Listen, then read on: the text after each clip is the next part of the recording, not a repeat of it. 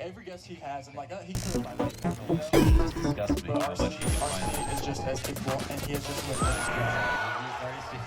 One of the really interesting things about esports, and one of the roadblocks that I often hit, is people go, well, esports and video games are bad for young people, so stop them playing it. And it's like, well, I don't think that's going to happen.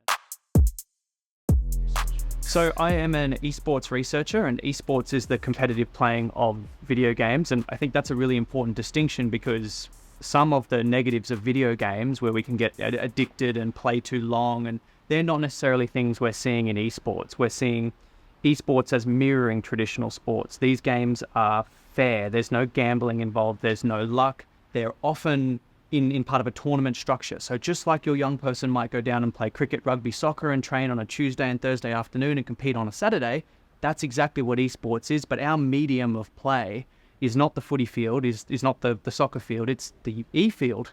It's the video game that we're playing. And one thing that I realized was that esports is becoming more and more accessible.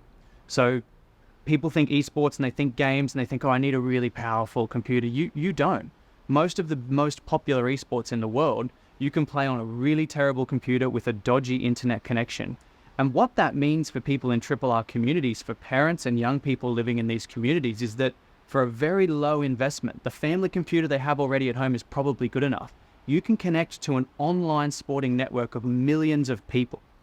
And the challenge for me there is, how do we help people, whether they are in a RRR community or in an urban community, how do I help them form a safe and healthy relationship with esports that isn't potentially the negative relationship that we can see built with video games or the internet more broadly? Because there are those risks with the internet: anonymity, access to all information that we don't necessarily want young people to have access to. And esports exists in that space. And much in the same way that if we didn't have a coach at soccer when our kids are playing football on the weekend or in an afternoon, if we didn't have a coach, that learning wouldn't happen, that facilitated training wouldn't happen. So how do we create digital environments for people that don't have a football club that they can drive to reasonably? How do we create those environments for people that are in these really isolated communities that allow them to connect with the rest of Australia and use esports as that vehicle for connection? That's kind of one of my challenges that Manna's supporting me to investigate.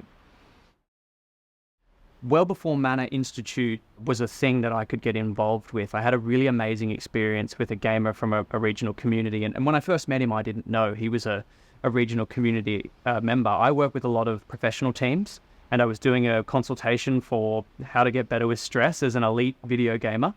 And at the end of this session, the young man in question kind of came up to me and showed me his hand. And he works on a farm 2 hours north of Cairns, and he'd lost his bottom 3 fingers, so these 3 here, in a really unfortunate accident. And what that meant was that this young person couldn't engage in traditional sport. He couldn't catch a footy like he would like to with his brothers and sisters. He even couldn't work the farm the same way that he used to work the farm. So he was isolated and not able to connect in the way that he was watching his peers and family members connect with their communities. And so he got into gaming, and he got really, really good at gaming. And it was through that kind of expertise development, he connected to a professional team. He trialed for that professional team, and they'd flown him to Brisbane to, unbeknownst to him, come to one of my short psychoeducation sessions. And I got to experience, well, if this young person didn't have esports, they would still be sitting on that farm 2 hours north of Cairns, feeling pretty bad about themselves. But because of their engagement with esports, they're now part of a professional team. They have an online following. The organisation that I was working for was about to send that team to Southeast Asia to compete in the World Championships for this esport. So just like you would have in traditional sport, where you build your way up through a development pathway, esport had offered these same experiences to this young person with a physical disability, and that they couldn't fit into traditional sport.